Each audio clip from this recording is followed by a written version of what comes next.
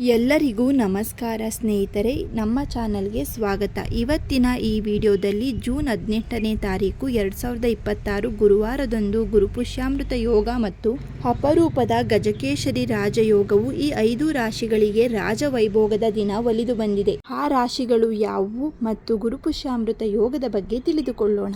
ಸ್ನೇಹಿತರೆ, ಜೂನ್ 18, 2026ರಂದು ಅತ್ಯಂತ ಅಪರೂಪದ ಗುರುಪುಷ್ಯಾಮೃತ ಯೋಗ ಮತ್ತು ಗಜಕೇಶರಿ ರಾಜಯೋಗ ಒಂದೇ ದಿನ ನಿರ್ಮಾಣವಾಗುತ್ತಿದೆ. ಈ ಶುಭ ಸಮಯದಲ್ಲಿ ಚಿನ್ನ ಖರೀದಿ, ಹೊಸ ಹೂಡಿಕೆ, ವ್ಯಾಪಾರ ಆರಂಭ ಮತ್ತು ಲಕ್ಷ್ಮೀನಾರಾಯಣ ಪೂಜೆ ಮಾಡಿದರೆ ವಿಶೇಷ ಫಲ ದೊರೆಯುತ್ತದೆ ಎಂದು ಹೇಳುತ್ತೇವೆ. ಅಷ್ಟೇ ಅಲ್ಲದೆ ಈ ದಿನ ಕರ್ಕಾಟಕ, ವೃಷಭ, ಮೇಷ, ಮಿಥುನ ಮತ್ತು ಕನ್ಯಾ ರಾಶಿಯವರಿಗೆ ವಿಶೇಷ ಅದೃಷ್ಟ ಒಲಿಯುವ ಸಾಧ್ಯತೆ ಇದೆ. ಈ ಮಹಾ ಸಂಯೋಗದ ಸಂಪೂರ್ಣ ಮಾಹಿತಿಯನ್ನು ತಿಳಿಯಲು ವಿಡಿಯೋವನ್ನು ಕೊನೆಯವರೆಗೂ ನೋಡಿ. ಗುರುಪುಷ್ಯ ಯೋಗ ಎಂದರೆ ಗುರುವಾರದ ದಿನ ಪುಷ್ಯ ನಕ್ಷತ್ರ ಬಂದಾಗ ಅದನ್ನು ಗುರುಪುಷ್ಯ ಯೋಗ ಅಥವಾ ಗುರುಪುಷ್ಯಾಮೃತ ಯೋಗ ಎಂದು ಕರೆಯುತ್ತೇವೆ. ಇದು ಸರ್ವಸಿದ್ಧಿ ಯೋಗವೆಂದು ಕೂಡ ಪ್ರಸಿದ್ಧಿಯಾಗಿದೆ. ಈ ಯೋಗದಲ್ಲಿ ಆರಂಭಿಸುವ ಕಾರ್ಯಗಳು ಯಶಸ್ಸು ಮತ್ತು ಸ್ಥಿರತೆಯನ್ನು ಪಡೆಯುತ್ತವೆ. ಪುಷ್ಯ ನಕ್ಷತ್ರ ಆರಂಭ ಜೂನ್ 17, 2026 ಮಧ್ಯಾಹ್ನ ಪ್ರಾರಂಭವಾಗುತ್ತದೆ. ಪುಷ್ಯ ನಕ್ಷತ್ರ ಮುಕ್ತಾಯವಾಗುವಂಥದ್ದು ಜೂನ್ 18ನೇ ತಾರೀಕು 2026 ಬೆಳಿಗ್ಗೆ ಸುಮಾರು 11 ಗಂಟೆ 32 ನಿಮಿಷದವರೆಗೂ ಇರುತ್ತದೆ. ಜೂನ್ 18ನೇ ತಾರೀಕು ಸೂರ್ಯೋದಯದಿಂದ ಬೆಳಿಗ್ಗೆ 11 ಗಂಟೆ 32 ನಿಮಿಷದವರೆಗೆ ಸಮಯವಿರುತ್ತದೆ. ಅತ್ಯಂತ ಶುಭಕರವಾದ ಪುಷ್ಯ ನಕ್ಷತ್ರದ ಸಮಯ ಅತ್ಯಂತ ಶುಭಕರವಾಗಿದೆ. ಈ ದಿನ ರಾಹುಕಾಲವನ್ನು ಬಿಟ್ಟು ಉಳಿದ ಸಮಯದಲ್ಲಿ ಪೂಜೆಯನ್ನು ಮಾಡಬಹುದು. ಗಜಕೇಶರಿ ರಾಜಯೋಗದ ವಿಶೇಷತೆ ಎಂದರೆ ಜೂನ್ 18ರಂದು ಚಂದ್ರ ಮತ್ತು ಗುರುಗ್ರಹಗಳು ಕರ್ಕಾಟಕ ರಾಶಿಯಲ್ಲಿ ಸಂಯೋಗ ಹೊಂದುವುದರಿಂದ ಗಜಕೇಶರಿ ರಾಜಯೋಗ ಉಂಟಾಗುತ್ತದೆ. ಈ ದಿನದಂದು ಈ ಯೋಗವು ವ್ಯಕ್ತಿಗೆ ವಿಶೇಷವಾದ ಕೀರ್ತಿ ಮತ್ತು ಗೌರವವನ್ನು ತಂದುಕೊಡುತ್ತದೆ. ಉತ್ತಮ ನಿರ್ಧಾರ ಸಾಮರ್ಥ್ಯವನ್ನು ಹೆಚ್ಚಿಸುತ್ತದೆ. ಆರ್ಥಿಕವಾಗಿ ಪ್ರಗತಿಯನ್ನು ಹೊಂದುತ್ತಾರೆ. ಸಮಾಜದಲ್ಲಿ ಉನ್ನತ ಸ್ಥಾನಮಾನವನ್ನು ಗಳಿಸಬಹುದು. ಹೊಸ ಅವಕಾಶಗಳು ಸೃಷ್ಟಿಯಾಗುತ್ತವೆ. ಇನ್ನು ಹೆಚ್ಚಿನ ಫಲಗಳನ್ನು ತಂದುಕೊಡುತ್ತದೆ.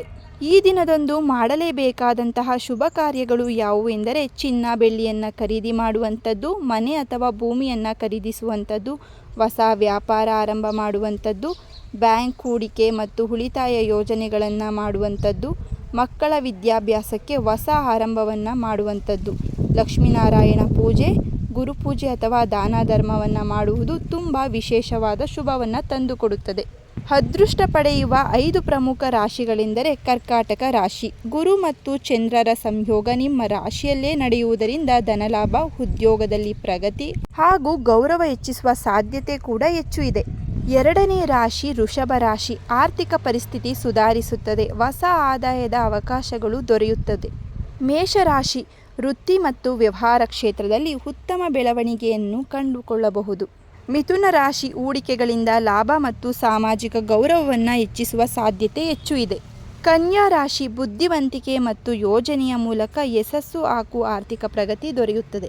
ಈ ದಿನ ವಿಶೇಷ ಪರಿಹಾರಗಳೆಂದರೆ ಜೂನ್ 18ರಂದು ಬೆಳಿಗ್ಗೆ ಹಳದಿ ಬಣ್ಣದ ಬಟ್ಟೆಯನ್ನು ಧರಿಸಿ ಗುರುಮಂತ್ರ ಜಪ ಮಾಡಿ, ಕಡಲೆಬೇಳೆ, ಅರಿಶಿಣ ಮತ್ತು ಹಳದಿ ವಸ್ತುಗಳನ್ನು ದಾನ ಮಾಡಿ. ಅಷ್ಟೇ ಅಲ್ಲದೆ ಇನ್ನು ಉಳಿದ 5 ರಾಶಿಗಳು ಈ ಯೋಗದ ವಿಶೇಷ ಅನುಗ್ರಹವು ಅವುಗಳ ಮೇಲೆ ದೊರೆಯುತ್ತದೆ. ಅವುಗಳನ್ನು ಅದೃಷ್ಟದ ರಾಶಿಗಳೆಂದು ಕರೆಯುತ್ತೇವೆ. 1ನೇದು ಕರ್ಕಾಟಕ ರಾಶಿ. ಆರ್ಥಿಕ ಲಾಭ ಮತ್ತು ಕುಟುಂಬದಲ್ಲಿ ಸಂತೋಷವನ್ನು ಕಾಣುತ್ತಾರೆ. ತುಲಾ ರಾಶಿ. ಹೊಸ ಅವಕಾಶಗಳು ಮತ್ತು ಯಶಸ್ಸನ್ನು ವೃದ್ಧಿಸುತ್ತದೆ. ಧನು ರಾಶಿ. ಉದ್ಯೋಗದಲ್ಲಿ ಬಡ್ತಿ ಮತ್ತು ಆದಾಯವನ್ನು ಹೆಚ್ಚಿಸುತ್ತದೆ. ಮಕರ ರಾಶಿ. ಹೂಡಿಕೆಯಿಂದ ಲಾಭ ಮತ್ತು ಗೌರವವನ್ನು ಪಡೆಯಬಹುದು. ಮೀನ ರಾಶಿ. ಅದೃಷ್ಟದ ಬೆಂಬಲ ಮತ್ತು ಶುಭ ಸುದ್ದಿಯನ್ನು ಪಡೆಯಬಹುದು. ಅಷ್ಟೇ ಅಲ್ಲದೆ ಗುರುಪುಷ್ಯಾಮೃತ ಯೋಗ ಮತ್ತು ಅರ್ಶನ ಯೋಗದ ಈ ಅಪರೂಪದ ಸಂಯೋಗವು ಜೀವನದಲ್ಲಿ ಸಮೃದ್ಧಿ, ಯಶಸ್ಸು ಮತ್ತು ಸಂತೋಷವನ್ನು ತಂದುಕೊಡುತ್ತದೆ. ಈ ಯೋಗವನ್ನು ಎಲ್ಲರೂ ಕೂಡ ಸದುಪಯೋಗಪಡಿಸಿಕೊಳ್ಳಿ. ಶುಭ ಕಾರ್ಯಗಳನ್ನು ಆರಂಭಿಸುವುದು ಉತ್ತಮ. ಆದ್ದರಿಂದ ಪ್ರತಿಯೊಬ್ಬರೂ ಈ ಸಮಯದಲ್ಲಿ ಶುಭ ಕಾರ್ಯಗಳನ್ನು ಮಾಡಿ. ಗುರುವಾರ 18 ಜೂನ್ ಪಂಚಾಂಗದ ವಿವರ. ಸೂರ್ಯೋದಯ ಬೆಳಿಗ್ಗೆ 5 ಗಂಟೆ 55 ನಿಮಿಷಕ್ಕೆ ಪ್ರಾರಂಭವಾಗಿ ಸೂರ್ಯಾಸ್ತವು ಸಾಯಂಕಾಲ 6 ಗಂಟೆ 48 ನಿಮಿಷಕ್ಕೆ ಮುಕ್ತಾಯಗೊಳ್ಳುತ್ತದೆ. ಉತ್ತರಾಯಣ ನಿಜಜ್ಯೇಷ್ಠ ಶುಕ್ಲ ಪಕ್ಷ ಚತುರ್ಥಿ ತಿಥಿ ಗುರುವಾರ. ಪುಷ್ಯ ನಕ್ಷತ್ರ. ಗುರುವಾರದ ದಿನ ಪುಷ್ಯ ನಕ್ಷತ್ರವು 11 ಗಂಟೆ 33 ನಿಮಿಷದವರೆಗೆ ಇರುತ್ತದೆ. ಈ ದಿನ ಅರ್ಶನ ಯೋಗ ಕೂಡಿ ಬಂದಿದ್ದು ವಣಿಜಕರಣ ಕೂಡಿ ಬಂದಿದೆ. ಚಂದ್ರನು ಕರ್ಕ ರಾಶಿಯನ್ನು ಪ್ರವೇಶ ಮಾಡುತ್ತಾರೆ. ಹರ್ಷಣ ಯೋಗವು ಜೀವನದಲ್ಲಿ ಸಂತೋಷ, ಯಶಸ್ಸು ಮತ್ತು ಪ್ರಗತಿಯನ್ನು ತಂದುಕೊಡುತ್ತದೆ. ಮನೆಯಲ್ಲಿ ಸುಖ ಶಾಂತಿಯನ್ನು ಹೆಚ್ಚಿಸುತ್ತದೆ. ಉದ್ಯೋಗ ಮತ್ತು ವ್ಯವಹಾರದಲ್ಲಿ ಪ್ರಗತಿಯನ್ನು ಒದಗಿಸುತ್ತದೆ. ಹೊಸ ಅವಕಾಶಗಳನ್ನು ಸೃಷ್ಟಿಸುತ್ತದೆ. ಆತ್ಮವಿಶ್ವಾಸ ಮತ್ತು ಅದೃಷ್ಟವನ್ನು ವೃದ್ಧಿಸುತ್ತದೆ.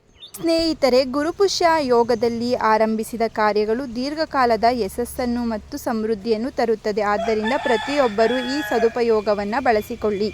ಸ್ನೇಹಿತರೆ, ಇವತ್ತಿನ ಈ ವಿಡಿಯೋದಲ್ಲಿ 2026 ಜೂನ್ ತಿಂಗಳಲ್ಲಿ ಬರುವಂತಹ ಗುರುಪುಷ್ಯಾಮೃತ ಯೋಗ ಯಾವ ದಿನ ಬಂದಿದೆ, ಯಾವಾಗ ತಿಥಿ ಆರಂಭವಾಗುತ್ತದೆ, ಯಾವಾಗ ಅಂತ್ಯವಾಗುತ್ತದೆ, ಪೂಜಾ ಶುಭ ಮುಹೂರ್ತಗಳು ಯಾವುವು ಹಾಗೂ ಪೂಜಾ ವಿಧಾನ ಹೇಗೆ, ಈ ದಿನದಂದು ಯಾವ ನಿಯಮಗಳನ್ನು ಅನುಸರಿಸಲೇಬೇಕು, ಈ ಎಲ್ಲ ಮಾಹಿತಿಯ ಬಗ್ಗೆ ಸಂಪೂರ್ಣವಾಗಿ ಇವತ್ತಿನ ಈ ವಿಡಿಯೋ ಮೂಲಕ ತಿಳಿಸಿದ್ದೇವೆ. ಸ್ನೇಹಿತರೆ, ಇವತ್ತಿನ ಈ ಮಾಹಿತಿ ನಿಮಗೆ ಇಷ್ಟವಾಗಿದ್ದಲ್ಲಿ ಈ ವಿಡಿಯೋವನ್ನು ಲೈಕ್ ಮಾಡಿ, ಹಾಗೆ ನಿಮ್ಮ ಫ್ಯಾಮಿಲಿ ಮತ್ತು ಫ್ರೆಂಡ್ಗೆ ಶೇರ್ ಮಾಡಿ. ಇದೇ ರೀತಿಯ ಮತ್ತಷ್ಟು ಮಾಹಿತಿಗಾಗಿ ನಮ್ಮ ಚಾನಲನ್ನು ಸಬ್ಸ್ಕ್ರೈಬ್ ಮಾಡಿಕೊಳ್ಳಿ. ಮತ್ತೆ ಸಿಗೋಣ ಮತ್ತೊಂದು ವಿಡಿಯೋ ಮೂಲಕ. ಎಲ್ಲರಿಗೂ ಧನ್ಯವಾದಗಳು.